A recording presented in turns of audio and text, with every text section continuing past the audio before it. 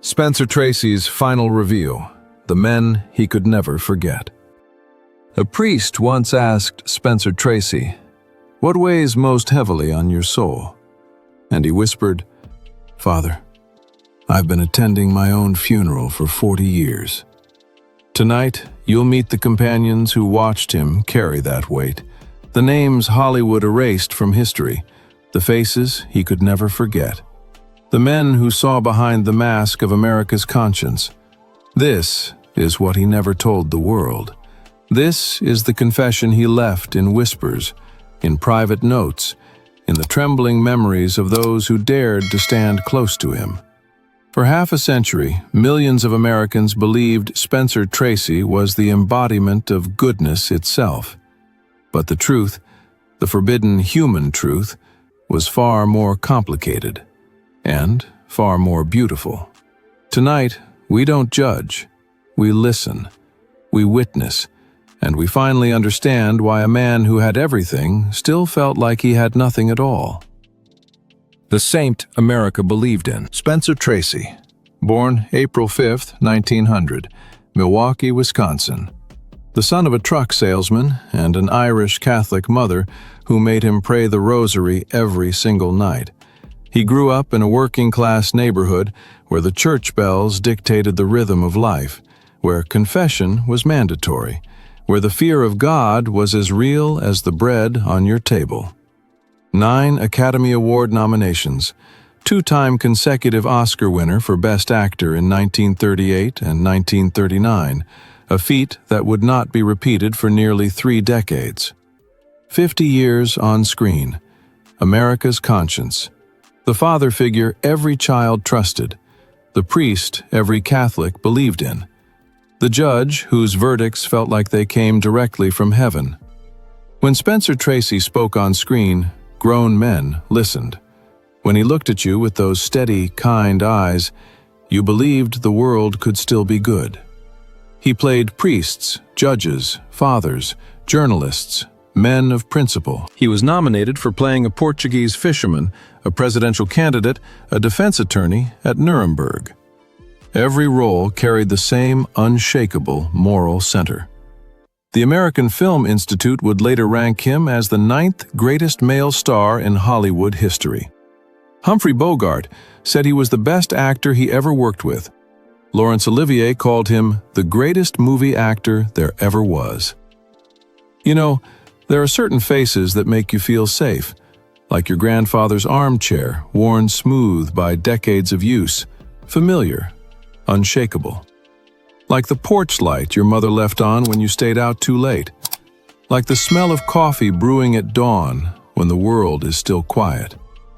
Spencer Tracy was all of those things for America. He was the chair we could always return to, the light that never went out. But here's what we never asked, what we were never brave enough to consider. When a man spends his entire life being everyone's shelter, when millions of people depend on him to represent goodness itself, when he can never show weakness or doubt or fear because we need him to be strong, who shelters him? Where does he go when the weight becomes unbearable? Who does he turn to when he looks in the mirror and doesn't recognize the face staring back? Tonight, we're going to sit in that question. Not with judgment or scandal or sensationalism, but with the kind of mercy Spencer Tracy spent his entire life searching for and never quite found. With the compassion he gave to every character he played, but could never give to himself. Because sometimes, the people who save everyone else are the ones who need saving most. The Golden Cage, Hollywood's prison. To understand Spencer Tracy's story, you first have to understand the world that created him. Hollywood in the 1930s wasn't just an industry. It was a factory of dreams, yes, but it was also a machine of control, a system built on perfection and terror in equal measure. 1934. The Hays Production Code becomes the law of the land in Hollywood. Written by a Catholic priest and a Presbyterian elder, enforced with absolute power by the Motion Picture Production Code Administration. Article 2, Section 1 states clearly, "No picture shall lower the moral standards of those who see it. The sympathy of the audience shall never be thrown to the side of crime, wrongdoing, evil, or sin." Section 5 goes further. "The sanctity of the institution of marriage and the home shall be upheld. No film shall infer that low forms of relationship are the accepted or common thing." Every major studio contract included a morality clause. Let me read you the exact language because it's important to understand how binding, how absolute this was. The artist agrees to conduct himself with due regard to public conventions and morals, and agrees that he will not do or commit any act or thing that will tend to degrade him in society or bring him into public hatred, contempt, scorn, or ridicule, or that will tend to shock, insult, or offend the community or ridicule public morals or decency, or prejudice the producer or the motion picture industry in general. The penalty? Immediate termination. Your contract void. Financial damages that could reach into millions. Every film you were supposed to make, canceled. Your name removed from marketing materials, your face scrubbed from promotional posters. You would become a ghost, erased from Hollywood history as if you never existed at all. And it wasn't just your career that ended. In that era, if Hollywood rejected you, you were unemployable everywhere. The studios controlled the theaters. They controlled the press. They controlled the gossip columnists who could destroy you with a single paragraph. If you were blacklisted in Hollywood, you were blacklisted from American life. But for Spencer Tracy, there was another cage even stronger than Hollywood's contracts, one built not of legal language, but of faith, guilt, and the voice of his mother reading scripture by candlelight when he was a boy. Spencer Tracy was Catholic, not casually Catholic, not Christmas and Easter Catholic. He was the kind of Catholic who believed that every sin was recorded in God's ledger, that confession could cleanse your soul, but not your memory, that some sins were so grave that no amount of prayer could wash them away. He married Louise Treadwell on September 12, 1923, a traditional Catholic wedding, vows taken before God. Until death do us part. Not until love fades, not until you grow apart, until death. By 1933, they were separated, living in different homes, barely speaking. But divorce? The Catholic Church forbids it absolutely. Divorce means excommunication. It means your soul is damned for eternity. It means when you die, you don't get buried in consecrated ground. Your mother disowns you. Your family treats you like you're already dead. So, Tracy stayed married, legally bound to a woman he no longer loved, trapped in a union that had become a performance, living a lie that the church demanded and Hollywood enforced. And Spencer Tracy? Somewhere in the space between the studio gates and the church doors, he made a decision. He forbade himself from being honest.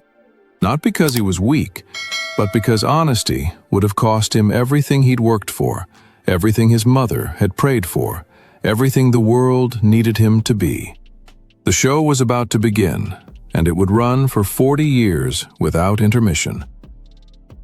The Prayer. The Deal with Devils. 1935. St. Victor's Catholic Church, West Hollywood, on a side street where the tourists never go. It's 11 p.m. The janitor has locked up. The priest has gone home. The votive candles flicker in red glass, casting shadows on the stations of the cross that line the walls. According to those who knew him well, Spencer Tracy would come here alone after everyone had gone home. He would enter through the side door. He would kneel in the back pew where no one could see him. And he would pray. Now, I don't know exactly what words he used. The language between a man and his God is sacred and private. But based on everything we know about who Spencer Tracy was, about the guilt he carried like stones in his pockets, about the weight that made him drink himself to sleep most nights. I imagine it sounded something like this. Please, God, make me like everyone else. Make me normal. Make me the man my mother thinks I am. Make me the man these people see on screen. I'll give anything. Take my career. Take my money. Take 20 years off my life. Just change me. Just fix what's broken inside me. Just make me stop wanting what I shouldn't want. Just make me stop feeling what I shouldn't feel. He would stay there for an hour sometimes, forehead pressed against his clasped hands, rosary beads cutting into his palms, praying with the desperation of a drowning man reaching for a rope that isn't there. But you see, here's the thing about desperate prayers, about bargaining with heaven when you're on your knees at midnight in an empty church. Sometimes heaven doesn't answer. Not because God is cruel, but because the answer you're begging for isn't the one you need. And when heaven goes silent, when your prayers echo back unanswered, when you open your eyes and nothing has changed, and you're still the same person you were before you knelt down, you have two choices. You can accept yourself, or you can make a deal with Earth instead. Someone Tracy's deal was with Hollywood, with MGM Studios, with Louis B. Mayer and the Hays Code and the Morality Clause and the machine that turned human beings into icons. The terms were simple and absolute. He would perform perfection. He would be the father America needed, the conscience the nation demanded, the saint they could worship. In exchange, he would survive. His career would flourish. His mother would be proud. The world would love him. And the cost? Only everything he actually was. Only his truth. Only his soul. He signed that contract in ink, but he signed it in blood, too. The show was about to begin, and for 40 years, the curtain would never fall. William Haynes, the one who walked into the light. Before we talk about the men Spencer Tracy loved and lost, we have to talk about the man who showed him what freedom looked like. The man who proved that escape was possible, even if Tracy could never take that path himself. William Haynes, born January 2nd, 1900, just 3 months before Tracy. Two men, born into the same world, who would make opposite choices about how to survive in it. By 1927, William Haynes was the biggest box office star in America. Not second biggest, not one of the top 5, the biggest. His films for MGM were making more money than anyone else's. He was handsome in that specific 1920s way, with slicked back hair and a smile that looked like Trouble and Charm in equal measure. He played the cocky young man who always got the girl. America loved him. But here's what made William Haynes different, what made him dangerous to the system that Spencer Tracy would later serve so faithfully. Haynes refused to pretend. He lived openly with his partner, Jimmy Shields. They attended parties together. They were photographed together. They built a life together. Everyone in Hollywood knew. Everyone in the press knew. And for a while, during the wild freedom of the 1920s, before the code clamped down, before America decided it needed its movie stars to be morally pure, nobody seemed to care. Then 1930 arrived. The stock market had crashed. America was scared. And scared people demand order, demand rules, demand that someone tell them what's right and what's wrong. The Hays Code was coming. The studios could feel the pressure mounting. 1933, Louis B. Mayer, the head of MGM, the man who essentially owned Hollywood, calls William Haynes into his office. The conversation is brief and brutal. "Billy," Mayer says, using the nickname everyone called Haynes, "you need to get married to a woman. We'll arrange it. We'll make it look good. You'll do some publicity, a few photos. That's all we're asking." And Haynes, sitting across from the most powerful man in Hollywood, says something that Spencer Tracy would think about for the rest of his life. He says, "No."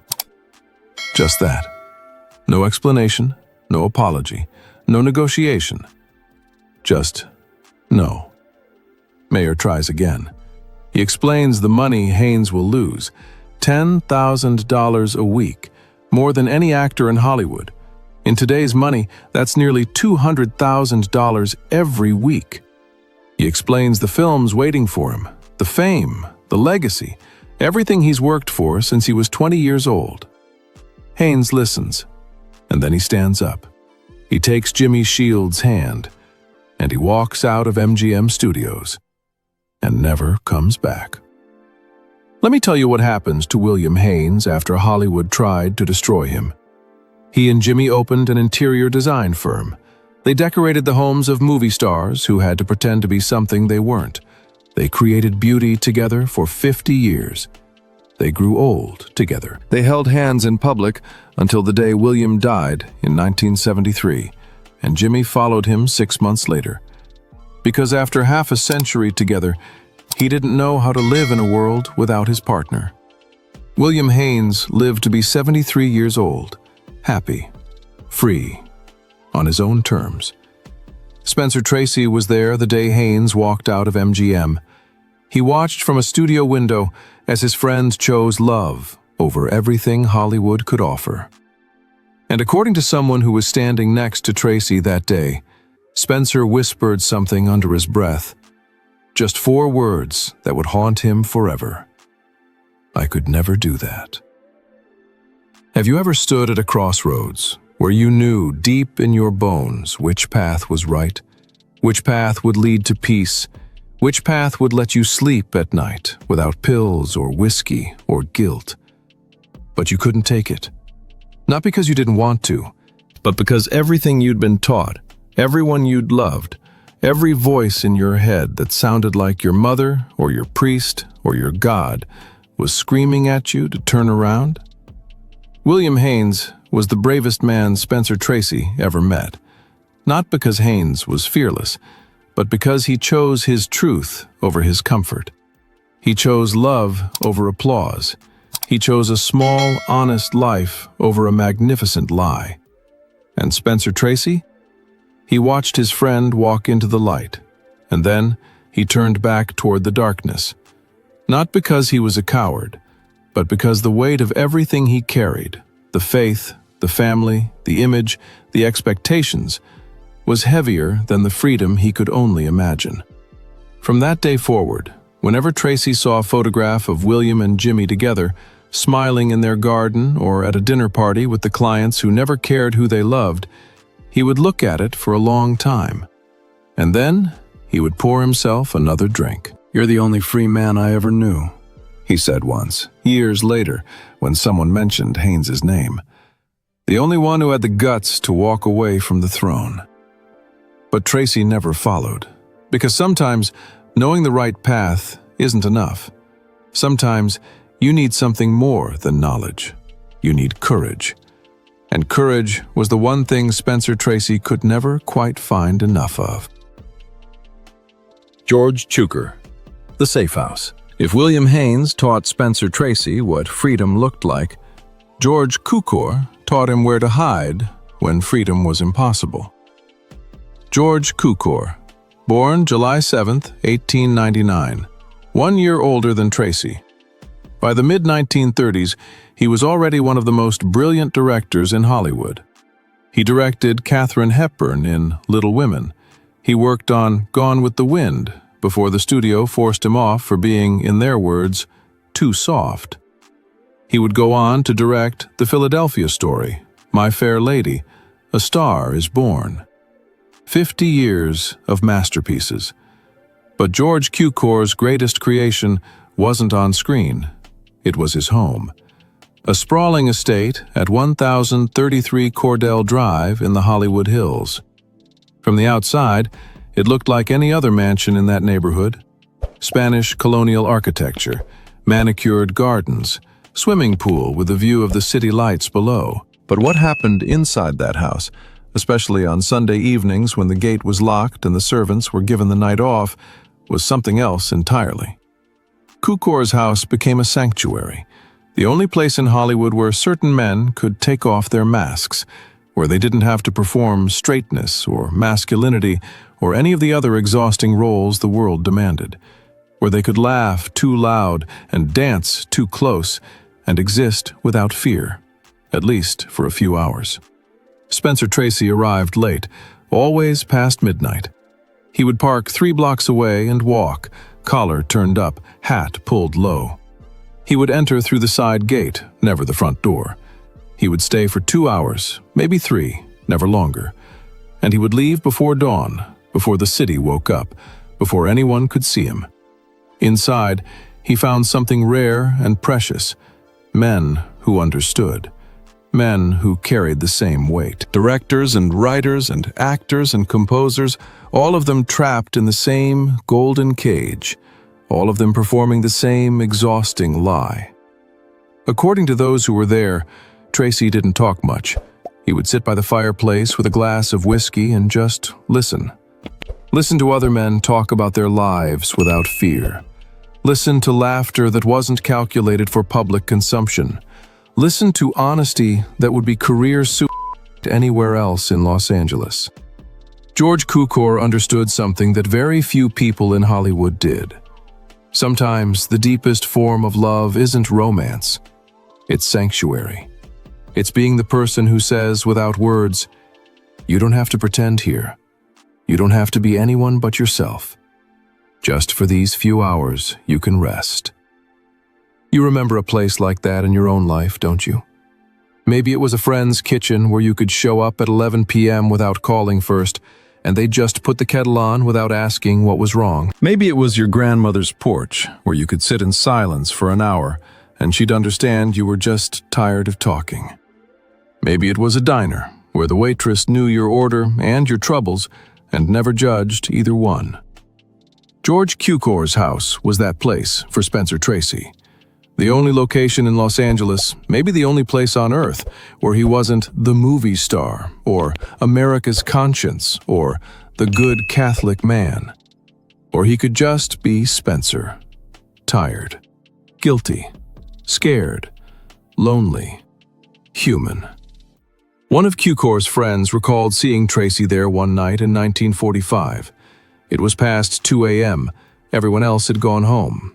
Tracy was sitting alone, glass empty, staring into the dying fire.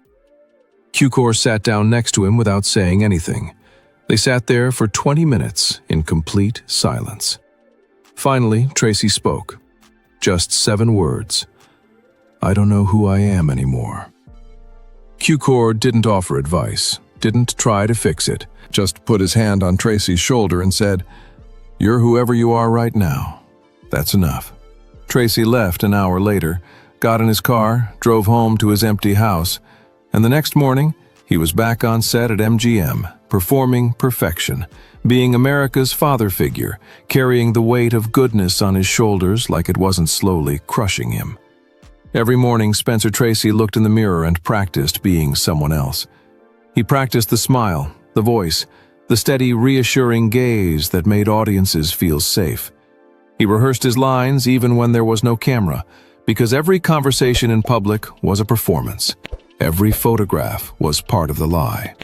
But at George Cukor's house, for 2 hours on Sunday nights, the mirror went dark. The performance ended, and Spencer Tracy got to exist as a human being instead of an icon. He would remember those nights for the rest of his life. Remember them when the whiskey bottle was empty, and the guilt was overwhelming, and the question, "What's the point?" started echoing louder than he could silence. George Cukor's house wasn't just a sanctuary. It was proof that somewhere, in some small corner of the world, Spencer Tracy was loved not for being perfect, but for being real. And sometimes, when you're drowning, that's the only thing that keeps you breathing. Errol Flynn, the reflection of everything he feared. Now we come to the mirror Spencer Tracy was most terrified to look into. The man who lived without shame and paid the price Tracy feared most. Errol Flynn. Born June 20th, 1909. Tall, devastatingly handsome, with a smile that promised trouble and delivered it regularly. By 1938, Flynn was the most famous action star in Hollywood. Captain Blood, The Adventures of Robin Hood, The Charge of the Light Brigade. He played heroes who feared nothing, who lived by their own rules, who took what they wanted without apology. Off-screen, Flynn lived the same way. Reckless, unrepentant, free in a way that both fascinated and horrified people like Spencer Tracy, who had built their entire lives on control and restraint. According to Scotty Bauer's memoir, Tracy and Flynn crossed paths in the underground circles of Hollywood, the parties that happened in private estates in Malibu and Laurel Canyon, where the press never reached and the rules temporarily didn't apply. These were gatherings where married men could admit they were lonely, where actors could take off the mask of heterosexuality, where whiskey flowed and secrets were shared, and for a few hours, everyone could breathe. Flynn fascinated Tracy because he represented everything Tracy had denied himself. Flynn drank without guilt. He pursued pleasure without shame. He refused to perform propriety. And for a while, it seemed like Flynn would get away with it, like his fame and charm were armor strong enough to protect him from Hollywood's judgment. Then 1942 arrived. The scandal. Two girls accusing Flynn of statutory misconduct. The trial. The headlines screaming accusations across every newspaper in America. Flynn's name becoming a punchline, a cautionary tale, a symbol of Hollywood depravity. The trial lasted weeks. Flynn was acquitted on all charges, but his reputation never recovered. The phrase, "in like Flynn," became slang for getting away with something illicit. Mothers warned their daughters about men like him. Churches condemned him from the pulpit. And Hollywood, which had profited from Flynn's wild image when it was contained to his films, now watched nervously as the man himself became toxic. Spencer Tracy watched all of this happen from a careful distance. When the scandal first broke, there were rumors, whispers that Tracy and Flynn had been seen together at certain parties. Someone claimed they had spotted them leaving the same beach house in Malibu at 3 a.m. A photographer said he had a picture of them together that studio fixers paid him $5,000 to destroy. True or not, Tracy vanished from Flynn's life overnight. No phone calls, no letters, no public support. When someone mentioned Flynn's name in Tracy's presence, he would change the subject or leave the room. There's an old saying, we often despise in others what we fear in ourselves. That's not quite right. It's deeper than that. Sometimes we fear people who remind us of the roads we didn't take. We fear the alternate version of our own life, the person we could have been if we'd been braver or more foolish or simply different. Errol Flynn was Spencer Tracy's nightmare made flesh. Flynn had done the unforgivable. He'd lived authentically, consequences be damned. And the world had destroyed him for it. Slowly, publicly, with relish. Tracy would drink more heavily after 1942, not because of Flynn specifically, but because watching Flynn's destruction confirmed Tracy's deepest fear. The truth doesn't set you free. The truth buries you alive. The truth takes everything you've built and burns it down while the world watches and applauds the flames. A friend recalled Tracy saying once, late at night, drunk and honest in that brief window between enough whiskey to loosen his tongue and too much to remember what he'd said. Flynn thought he could outrun judgment, thought his smile was armor. He found out the hard way what happens when you dare the world to hate you. They will. They always will. Then Tracy poured another drink and said something that explained everything. That's why I never run. I'm too scared of where I'd end up. Errol Flynn died in 1959 at age 50. Alcohol, heart disease, a body broken by decades of excess, and a heart broken by a world that worshipped him as Robin Hood, but condemned him as himself. When Tracy heard the news, he didn't cry. He just looked out the window for a long time. Then he said, to no one in particular, he was free for a little while. That's more than most of us ever get. But Spencer Tracy never took that freedom, because he'd seen what it cost, and he'd decided, consciously or not, that survival was worth more than truth, even if survival meant dying slowly in a different way. The letter he burned, evidence of the Interior Trial. 1943. The middle of World War II. America focused on enemies overseas, while Hollywood performed patriotism and moral purity. Spencer Tracy, 43 years old, sitting alone in his study at 2 a.m., writing a letter he would never send. We know about this letter because a friend saw it briefly before Tracy destroyed it. The friend never revealed Tracy's secret while Tracy lived. But decades later, near the end of his own life, he described what he glimpsed that night. The letter wasn't addressed to anyone. It was addressed to himself. A confession, a trial, a verdict written in shaking handwriting that got messier as the page went on, as if Tracy's hand was trembling with the weight of what he was admitting. The friend only remembered fragments, phrases that stuck with him because of how raw they were, how utterly without the polish and control Tracy showed the world. One line read, "I fear I am becoming the man I pretend to despise." Another, "Every time I play a good man on screen, I feel like I'm mocking something sacred." And then, near the end, "If God is real, he must be laughing at how expertly I've learned to lie to everyone, including myself." Tracy wrote for an hour, 2 pages, front and back, pouring out everything he never said in confession, everything he couldn't tell his priest, everything that kept him awake at night staring at the ceiling while the alcohol wore off and the clarity returned like unwanted morning light. When he finished, he read it once. Then he took the letter to the fireplace, struck a match, and watched it burn. Stood there until the pages were ash, then poured the ash into the toilet and flushed it away. Because some truths are too dangerous even for your own eyes. Some confessions can't be written down, can't be saved, can't exist anywhere but in the moment before you destroy them. A friend asked him about it later. What was in that letter? Tracy smiled. That famous smile that made America trust him. Nothing important, he said. Just something I needed to say out loud so I could forget it. But he never forgot, because the words you burn into ash are often the ones that burn brightest in memory. Rock Hudson, The Prophecy of a Shared Fate. Rock Hudson. Born Roy Harold Shearer, Jr., November 17, 1925. 25 years younger than Spencer Tracy, a full generation separating them, but trapped in the exact same cage.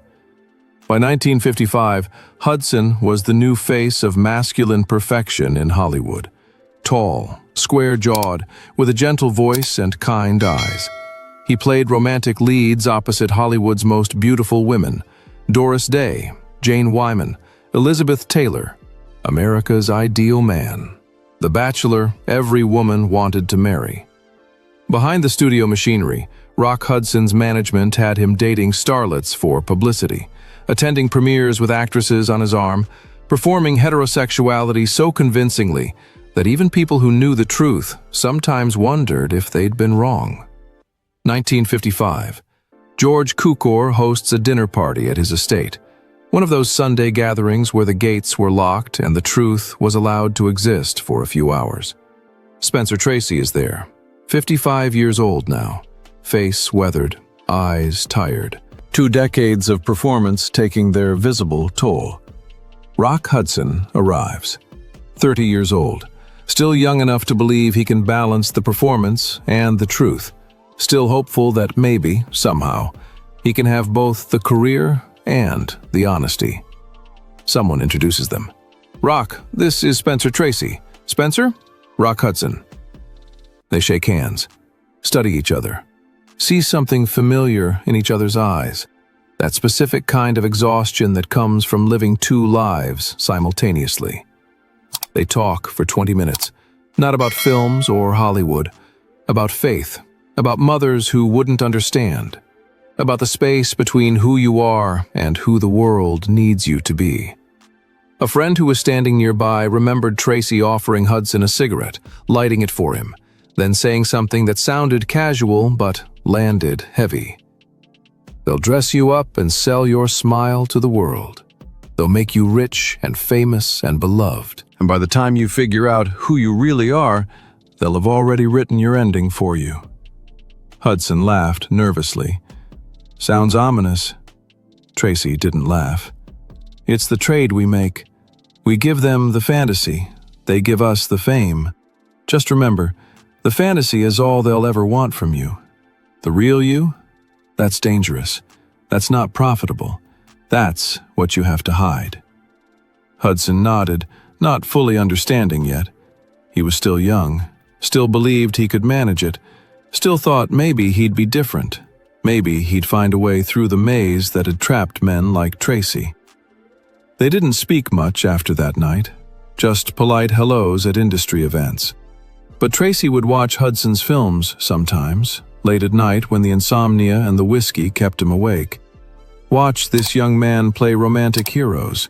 Watch him kiss beautiful women on screen with conviction that came from excellent acting, not from desire. And Tracy would think, that's me, 30 years ago. That's who I was before the weight of it broke me. 30 years later, 1985, Rock Hudson is dying. AIDS, a disease that would force him to finally tell a truth he'd spent his entire career hiding. The press explodes. The world is shocked. Rock Hudson? But he was so masculine. But he dated all those women. But he seemed so normal. Spencer Tracy had been dead for 18 years by then. He never saw Hudson's final act of courage, the press conference where Hudson, skeletal and weak, finally said out loud what he'd protected his entire life. But someone who knew both men remembered Tracy saying once, in 1966, the year before he died, "I watched that Hudson boy on television sometimes, playing the perfect man, and I think, that's me, if I'd been braver. But then I think, no, that's me exactly. Another man dying slowly behind a beautiful mask. Two men, different generations, same prison. The question neither of them could answer. Is it better to live a long life as someone you're not, or a short life as who you are? Is survival without authenticity really living, or is it just a slower way of dying? Rock Hudson chose survival for 59 years, then, at the end, chose truth. Spencer Tracy chose survival for 67 years and died without ever speaking the truth out loud. Which choice was braver? Which one was wiser? Which one was more tragic? I don't know. I honestly don't know. Maybe there's no right answer. Maybe both men did the best they could with the impossible circumstances they were given. All I know is this. When two men look at each other and see the same prison bars, the same performance, the same exhaustion in each other's eyes, that's not just recognition. That's prophecy. It's seeing your own future in someone else's face. And for Spencer Tracy, looking at Rock Hudson must have been like looking into a mirror that showed him not who he was, but who he would always be. Trapped, performing, beloved by millions, understood by almost no one. The Sun. When faith becomes a sentence. In June 1924, Spencer Tracy held his newborn son, John, and felt a love he hadn't known existed. A love without a script, pure and unfiltered. But that peace lasted only 3 months. The breaking point happened in a quiet bathroom. Louise, his wife, was bathing the baby. She made a sound, not a scream, just a startled gasp. Tracy ran to her. "I clapped behind his head," she whispered. "He didn't turn around." They tested him again. They banged pots. They shouted his name. John didn't blink. The diagnosis was final. Profound deafness. No cure. In the mind of a man raised on the strict ledgers of the Catholic Church, this wasn't a medical tragedy. It was a divine verdict. Tracy became convinced that God had heard his forbidden prayers for change and responded with a cruel exchange, taking the hearing of an innocent child as payment for the Father's nature. From that day on, every time Spencer looked at his son, he didn't just see a child, he saw evidence. He believed that if he ever lived honestly, God might take more, his son's sight, or perhaps his life. For Tracy, staying in the closet wasn't just about protecting his Oscar-winning career, it was an act of penance. He hid himself in the shadows, believing his own unhappiness was the only way to keep his family safe from the wrath of heaven. Cesar Romero. The torture of hope. If the tragedy of his son was Tracy's darkness, Cesar Romero was his light. Unlike Spencer, who carried the weight of the world, Romero moves through Hollywood with a rare, quiet peace. He didn't hide behind a mask of misery, he simply existed. In 1936, they began taking long, aimless drives into the Hollywood Hills and along the empty beaches of Malibu. For a few hours at sunset, the performance ended. But Romero's freedom only served to highlight Tracy's prison. One evening, parked outside a small chapel as the light faded, Romero asked the question that would haunt Tracy for the rest of his life. "Can you ever acknowledge me in daylight?" Tracy sat in a silence that lasted an eternity. Finally, he whispered the most honest words of his life. "I wish I were brave enough."